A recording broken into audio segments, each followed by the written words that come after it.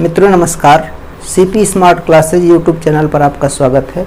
मैं हूं रणधीर सिंह और जैसा कि आपको सूचित करना है कि TGT, PGT, LT grade, EMRS और बिहार से संबंधित शारीरिक शिक्षा शिक्षक भर्ती संबंधित आपका डेमो क्लास ये चल रहा है। इसके पहले हमने एक कबड्डी पे लेक्चर लगाया था, तो आज कबड्डी का पार्ट 2 होगा। फिजिकल एजुकेशन का, टीजीटी का, शारीरिक शिक्षा का, किसी भी प्रतियोगी परीक्षा का आप एग्ज़ाम देना अगर चाह रहे हो, एग्ज़ाम में सम्मिलित होने वाले कैंडिडेट हैं, तो चैनल को सब्सक्राइब कर लीजिए और एप्लीकेशन पे इसका ऐप है सीपी स्मार्ट क्लासेज का, इसको डाउनलोड कर लीजिए। इस पे पूरी क्लास फिजिकल एजुकेशन की शुरू की गई है, पूरी क्लास चलाई जाएगी और इस मोबाइल नंबर पे भी आप संपर्क करके मैसेज करके आप अपना नाम, सब्जेक्ट का नाम लिखकर भेज सकते हैं कि किसकी तैयारी आप करना चाह रहे हैं। सब्जेक्ट लिख के मैसेज कर देंगे तो टीम आपसे संपर्क कर लेगी। तो शारीरिक शिक्षा के अंतर्गत खेल कूद में कबड्डी का हमने एक डेमो आपको दिया था, कबड्डी का कुछ महत्वपूर्ण बिंदुओं को बताया था। तो आज पार्ट 2 देखा जाएगा। पार्ट 2 में आपका है, इसके पहले हमने बताया था कि कबड्डी आपका कौन बड़ा शब्द से बना हुआ है, मतलब इसकी उत्पत्ति कौन बड़ा शब्द से हुई है, अर्थात कबड्डी खेल था, इसमें पूरा बलशाली था, स्फूर्ति का वाला खेल था और क्या था, बुद्धिमानी पूर्वक खेला जाने वाला खेल था। इसका पूरा हमने सन वगैरह बता दिया था कि 1936 के बर्लिन ओलंपिक में हनुमान व्यायाम प्रसारक मंडल अमरावती से एक टीम गई थी जो बर्लिन के ओलंपिक में एक प्रदर्शन मैच करने के लिए गई थी, प्रदर्शन मैच के रूप में एक सम्मिलित हुई। इसके बाद ओलंपिक में शामिल नहीं है। 1951 में हमने बताया था आपको, 1951 में आपका भारतीय कबड्डी संघ बना। क्या बना? भारतीय कबड्डी संघ बना, भारतीय कबड्डी संघ बना। 36 में बर्लिन में गई। उसके बाद इसमें मतलब ये जब कबड्डी का संघ बना तो एक नाम आता है, भारतीय कबड्डी संघ जब बना तो एक नाम आता है श्री LK गौड़, श्री नाम आता है श्री LK गौड़ आता है नाम, कहीं कहीं गौड़ बोले लिख देता है, ऐसे लिखा होता है, तो LK गौड़ या गौड़ बोले कहीं कहीं लिखा होता है। ये आपके प्रथम अध्यक्ष बनाए गए। तो ये नाम भी पूछा जाता है कि प्रथम अध्यक्ष कौन है। तो स्थापना हुई, अध्यक्ष बने। और इसके पहले कबड्डी अलग अलग नाम से खेली जाती थी। हुतुतु कहीं से नाम, नेपाल में डुंडो के नाम से खेला जाता था, मलेशिया में किसी और से नाम से खेला जाता था, इंडोनेशिया में चूक के नाम से खेला जाता था। तो ऐसे ही अलग अलग जगहों पे अलग अलग नाम से खेला जाता था। तो इसका एकीकरण कर दिया गया और इसका नाम कबड्डी कर दिया गया कि यह कबड्डी, कबड्डी अलग अलग शब्द का उच्चारण करते हुए खेला जाता था, अलग अलग नाम से था, तो हुआ कि कबड्डी कबड्डी शब्द का उच्चारण किया जाएगा, इसका पूरा एकीकरण कर दिया गया। ठीक है, ये सन आपका बार बार पूछा जाता है। इसके बाद एक सन आता है 1953, 1953 में एक कबड्डी का नियम, एक किताब प्रकाशित हुई जो है कबड्डी के नियम।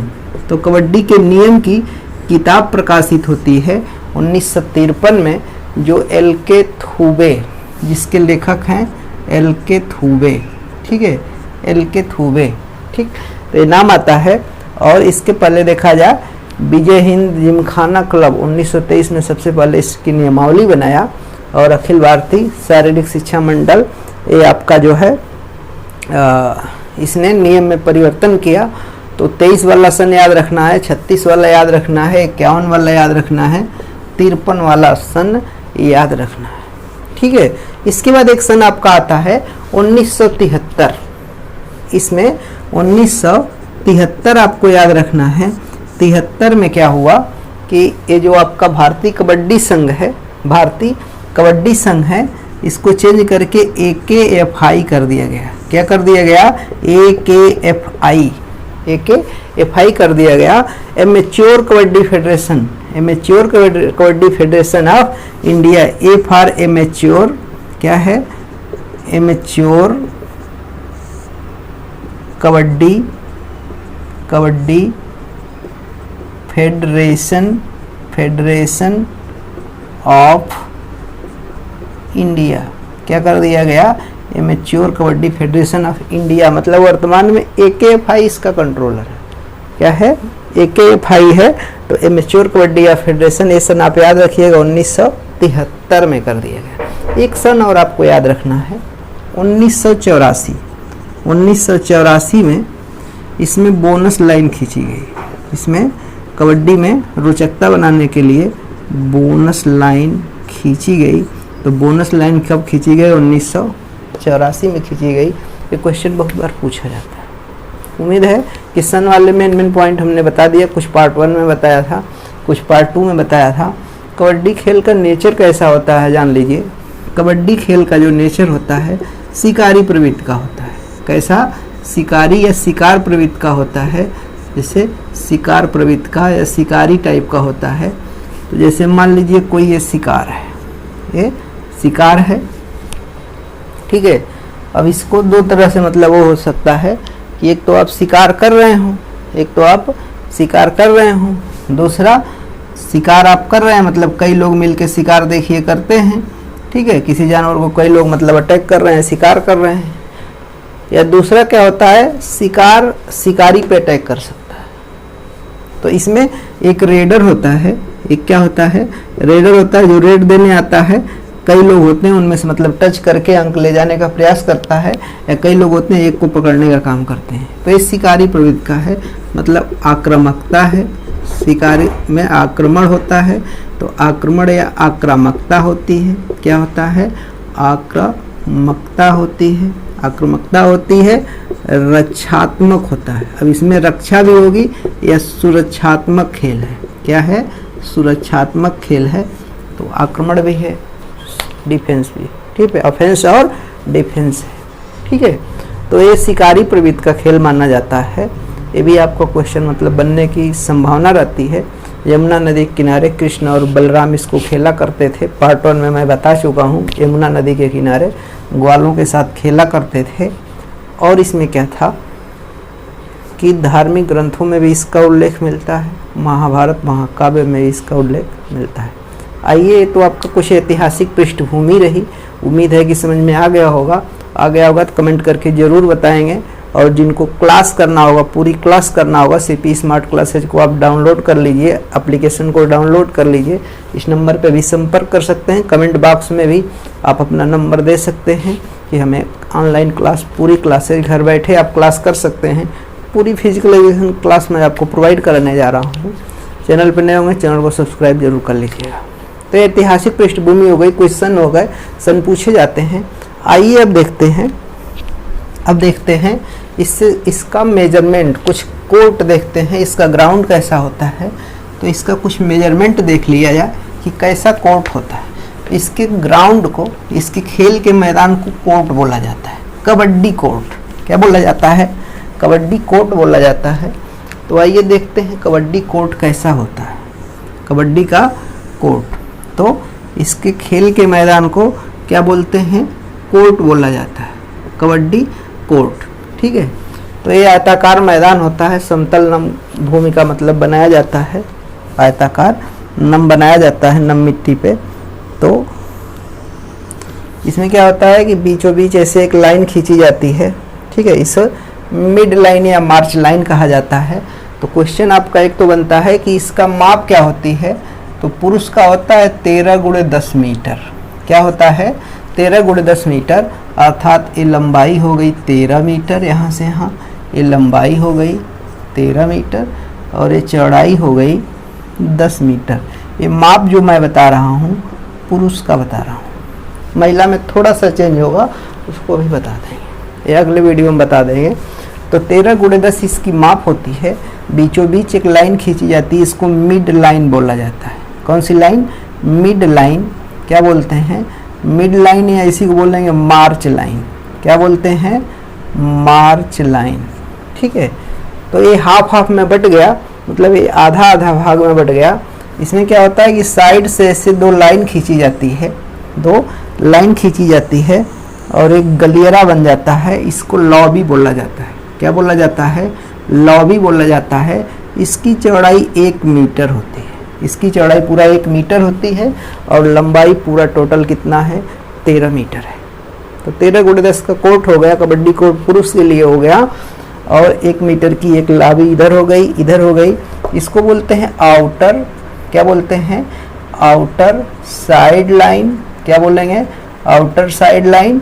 और इसको इनर बोला जाता है, इनर साइड लाइन।